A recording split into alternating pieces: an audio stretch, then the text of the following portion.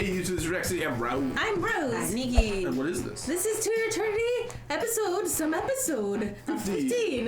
Yes! So last time we left off, the walkers are attacking. They have officially attacked. Yes. They threw something, and the place is shaking. Yes. And March is awake. She's alive. It's happening. I hope it immediately has consequences this episode. Please. No. Oh, Fushi, see March, please. Realize you can't turn back into her.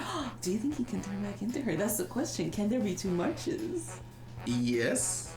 Like he can turn back into her? But he can make people who are alive still. Yes, he did So that. maybe he can Bond turn into them. Bond and the little boy when he was leaving the fake bodies. And Iris. And Iris. Yes. Okay. Yeah. But what I'm gambling is going to happen is we're not going to see March till end episode again.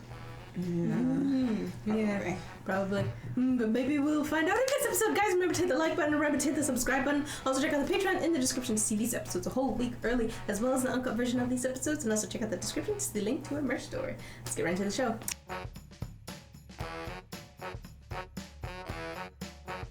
Discussion! Things happened. So things. The boys are dead. The boys. are dead, but their bodies are here now. Why did he do that? Arbitrarily. Yeah, no reason. Bond just said, "Remember them." Makes their bodies. That is weird. That's how I'll Yeah. remember them. I'll put their bodies here to bury them. Such a plot. Such a plot. Yeah, it feels like a real... Why would he do that? There's absolutely no reason. But if Bond just straight up said, make their bodies so we have something to bury, that would work. Yeah. But But at this point, it makes no sense to do that because it's a war. We're not gonna save these bodies. We'll probably get collapsed and we have to make them again. yeah. But I'm just saying, like, some... Yeah, I know. Yeah. Even that wouldn't have worked for the story because we need them now. And I'm so excited to find out if they're immortal. Yeah, that'd be really cool if it was. You know what? I think we're gonna find out about the immortal. Like Fushi's gonna find out at the same time he sees March. He's gonna see everybody, like right after, or close to or right after. Because seeing March, everything's gonna come together. It's like, wait a minute. Because she's running somewhere. Somewhere. If this show gets to season 3, it's just going to be more about the religious aspect of Fushi. I feel like. Yeah, probably. Because after this, I'm sure he's going to win this battle eventually. Everyone's going to get brought back. Like, everyone who died in the city. And he can't deny being a miracle worker at that point, you know? It's going to be a holy war between him and the Church of Fushi. Yes, a brand new church will be born. Yeah. The Church of Fushi. Unwilling Church of Fushi. Unwilling Church of Fushi. Church of Renro. Yeah. But in the beginning, actually, beginning, we see in the narration, the guy calls himself the Observer. Thought that was interesting. So we have a name for him instead of the black one. The black one. He's the Observer. So he comes and he just checks things out, which makes sense because he gives information when people ask direct questions, and sometimes not at all. Yeah. Occasionally. Yeah, it's funny that they do this now. It just seems kind of out of nowhere. This also... Is it confirmation that these intros are a separate being, like it's just literally the voice of the narrator, and this is not to be taken as word of the master? Or is it, this is him just finally saying what his name is, or something like that? I don't know, because this is not the first time that we're getting new information in the flashback. Yeah. So I feel like it is definitely important information to be used, especially since usually that episode we see, like whatever they said in the intro that was new, usually is applicable that episode or soon after, just not this episode. Yeah. And then March was waking up. March wakes up and Bushy's like, someone came in. What? Yeah, he noticed immediately. I like that. Yeah, that was cool. That's Noticed the difference. And Mr. Watering the Plants becomes relevant. Oh, that guy! Because why was he why there? Why are you watering the plants by the wall? Yeah, while we're starting battlements. Because he needed to collect mochi. That's what mochi is, like the food. Oh, mochi. Mochi. Yeah, he had to collect her. He's also a pretty nice guy. Yeah. He's like, oh, you don't cry. My wife will have food for you. Yeah. Took her back to his house that they're just, chilling in the middle of a war. Yeah. So I imagine he's gonna go find her again or something. Like It seems like they gave a decent amount of screen time for him, and she just went and immediately left anyway. So I wonder what's up with that. Maybe he goes and say, "Hey, Fushi, can you find this kid? I lost this kid," or something like that. Yeah, she's about this high. She has this specific headband and this specific wear of clothes. And she's bleeding from the right side. Yeah. Right. You didn't know. You didn't talk about that at all. I didn't see that on her, but then again, we only saw the back. We only saw the back of her. We saw the red spot when she was lying flat on the ground. It was still there. So. You should have said something about that. It's like, oh, are you okay? Like, oh, you're crying. I wonder if it's because you're stabbed. Yeah, so she's crying and she remembers Fu-chan, but we still don't know about how much she remembers. Yeah. Because if she remembered where Fushi, she would be able to know where Fushi is because she was following him around in ghost form the whole time. So I'm wondering if she makes a beeline straight to him, then that'll tell me that she actually remembers everything in ghost form. Two things that just came to me. Number one, she was following him around, except remember when he put her down there with the little toy. What's his name? Bon was like here with the toy, like he was trying to like back her up or something. Like I think she hung around her body. I think that's why her body. I think that's why she immediately went in. I don't know that it was like she was way over where Fushi was and then somehow got drawn over here when the body disconnected. Because that's the only way that she would be immediately in the body. That's one. Number two, she was crying. Like, she didn't... Unless you remember the last moments of her life and it was like, suddenly, why am I here? And she's looking at her fingers like, I'm alive? Yeah. So I feel like she has to have realized that she was dead at some point. Yeah, I think she lost most of her memories on the other side. And last thing that she remembers is fading to black after getting shot in the heart. Yeah. Oh, you're thinking she remembers getting shot and fades out, and now for her, she's waking up. Oh, that's not what I was saying. No, I was saying she knows that she has died, and so she actually remembers being dead. That's what I was saying. Because she's like, I'm alive. How is this possible? That's what I was thinking. Yeah, I'm saying that I think she knows she died at one point, but doesn't remember anything in between. But also, we find that Fushi is getting super worn down from focusing his attention so much. Yes, he's mentally fatigued. Which they pointed out, he should be regenerating after each transformation, but he's not, because this type of fatigue is different. Yes, the mental exhaustion. It's mental exhaustion, which does carry over, as we know, because he grows mentally.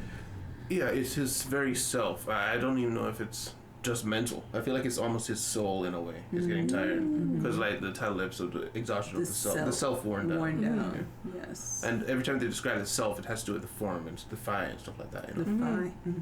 Yeah.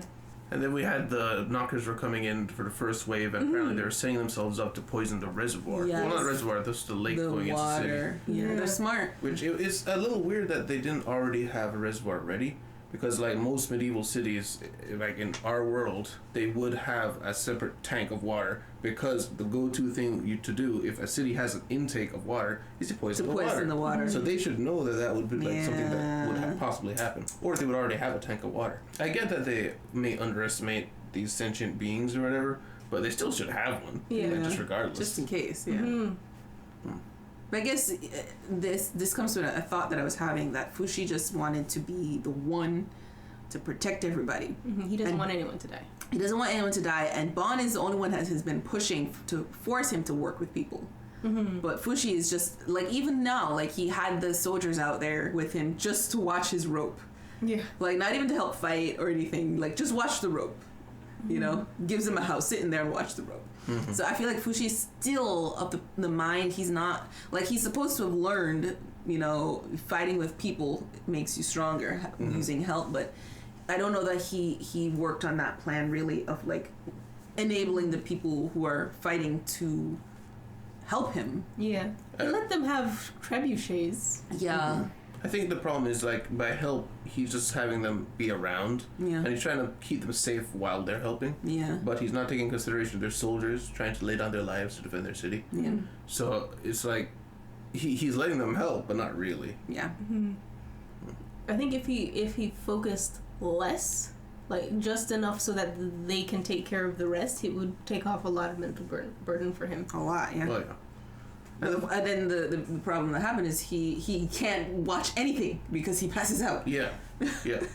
And also, he was already tired when he had fallen into the chair and all that. And then he builds a whole another ring of walls. I was like, that seems like a bit excessive. Yeah. Like, I get why he did it. It just Keep them on seems the like, inside, yeah. how is that possible with how tired you are? Is how it felt. Because you're trying to show him up being exhausted, you know? Yeah. Yeah. But I guess not quite that exhausted. He wasn't fully there yet. It's when you know how exhausted he was when he started to bleed through his nose and just from concentration. Yeah. Yeah. And he has very high pain tolerance. Yeah. Yes. He does. And yeah, so the water is poisoned, and Kai has he him passes drink out. abrasive liquids. Oh yeah, to put that on, Kai. I still don't get what that was for. He was supposed to fill the reservoir or something to stop it up, I think that's what it was or trying. not the reservoir, the waterway. I think. I don't know exactly. I didn't what understand it was completely, but we also get armor. Yeah, and cool water gun. I don't. That is.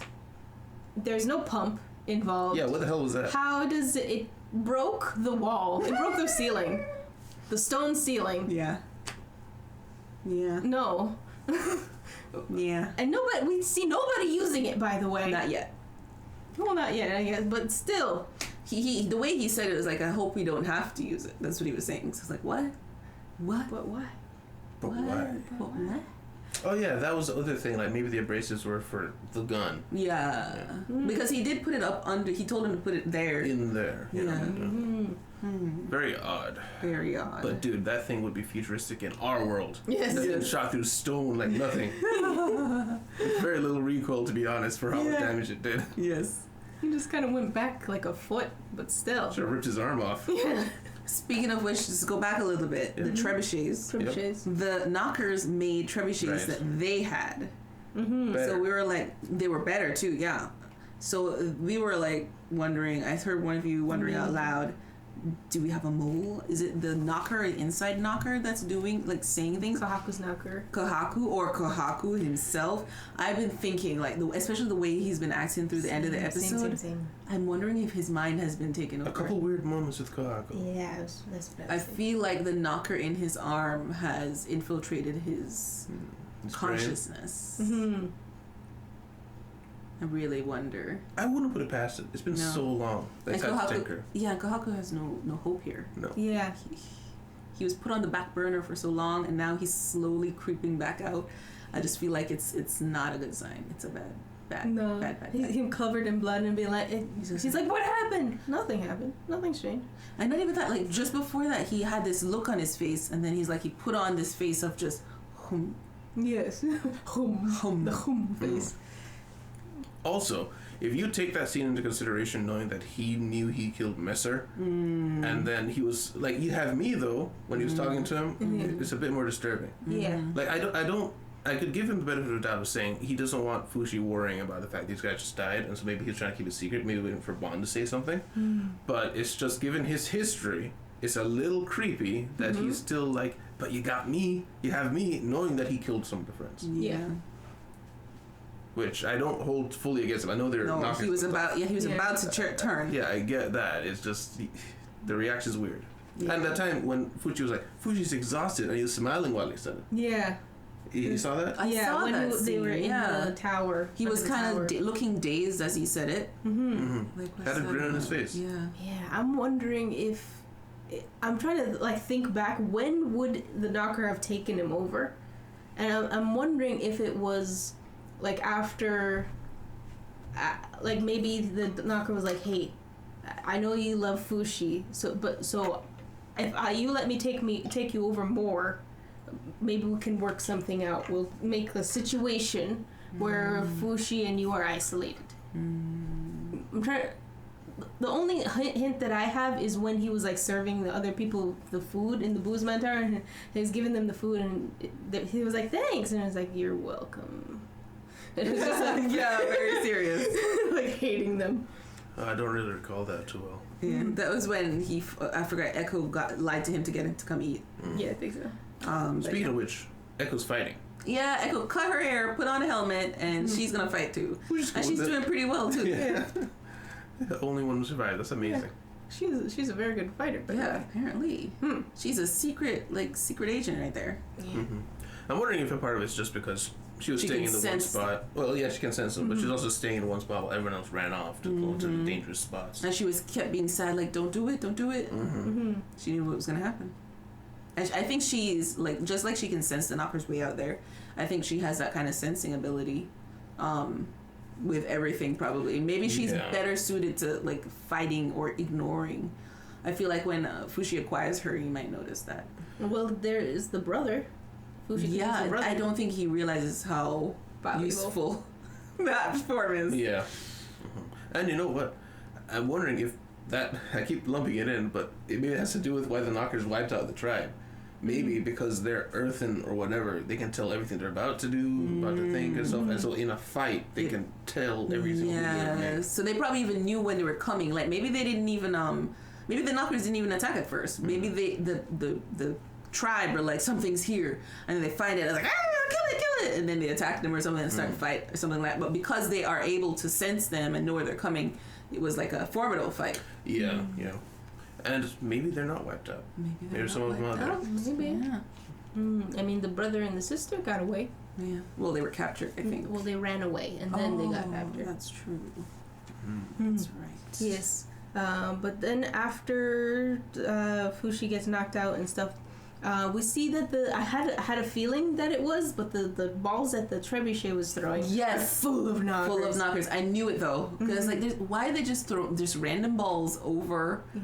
That's kind of wasted usefulness, and it was not. It was all a plan. I'm shocked those balls held together after making impact. Yeah, that's what I was thinking. Especially with how thin the veneer seemed to be after it fell off. I don't know, maybe it's made of granite or something. But you know, they own when it cracked open. I don't think the crew noticed.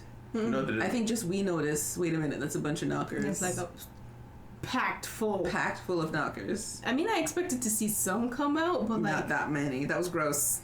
Like that just that much alone is a problem. Yeah. In one. Yeah.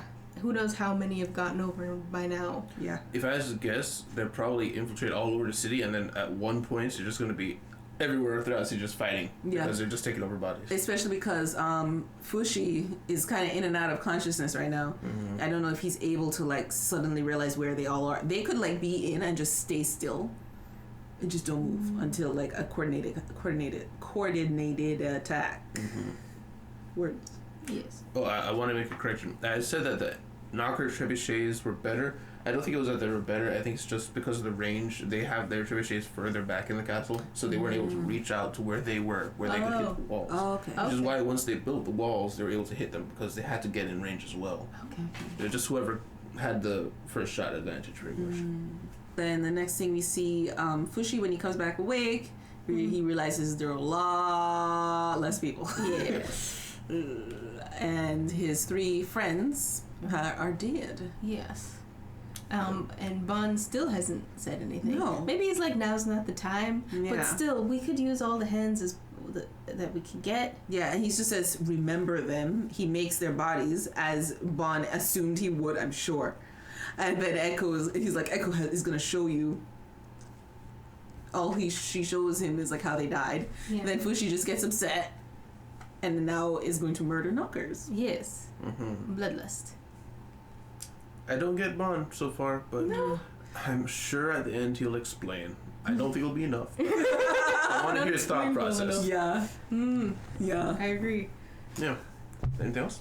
No, that's it from me, I think. Angry Fushi. That still hasn't come back to my brain, the other thing. Well, I think given that we had a whole episode of March doing nothing really, and now we had the 3 boys dying, next episode, I'm expecting Fushi learns that they can come back. Yeah, I think we have to. Otherwise, like, what else are we going to talk about apart from, are we going to go talk to the princess about what's happening? Is Fushi going to pass out some more? Are we going to lose more people? None of those are interesting. Yeah, we don't have enough characters to follow. No. Yeah. All the important ones have died, except Bon. And Kohaku, actually, Kohaku could be about Kohaku. Maybe Kohaku's fully turned knockers. Like, the only way I can get back into my people's great good graces is to use this human body that I have now full control over to get at Fushi. Yes. I can see it happening. He was scared, the knocker guy. He didn't know what to do next. So this could be a turning point. And also, Kohaku could come back through. Maybe he fights to get back his ownership of his body. Do you think Kohaku survives all this? Survives? Like, does he die and then we have to bring him back too? If we do bring him back, he would be without the knocker, so that's one less issue to think about. I don't want him to come back. He's obsessive. He's obsessive. No, he can follow Fushi around all the time in ghost form, so maybe he'll just be happy that way. Yeah. Honestly, that'd be worse. We don't have to see it anymore. Exactly. He'll just be there. I don't want that. Bond is just constantly like giving side eye. Only we know why. But anyways, that's all I got. Same. So maybe we'll find out if Kohaku dies in the next episode, guys. Remember to hit the like button. Remember to hit the subscribe button. Also check out the Patreon in the description to see these episodes a whole week early, as well as the uncut version of these episodes. And also check out the description to see the link to our merch store. I did that too early. We'll see you guys in the city. Bye. Bye. Oh, bye. Special thanks to our patrons, Jesse Gallimore, Kuroneko, Antonio D, and Tyrone.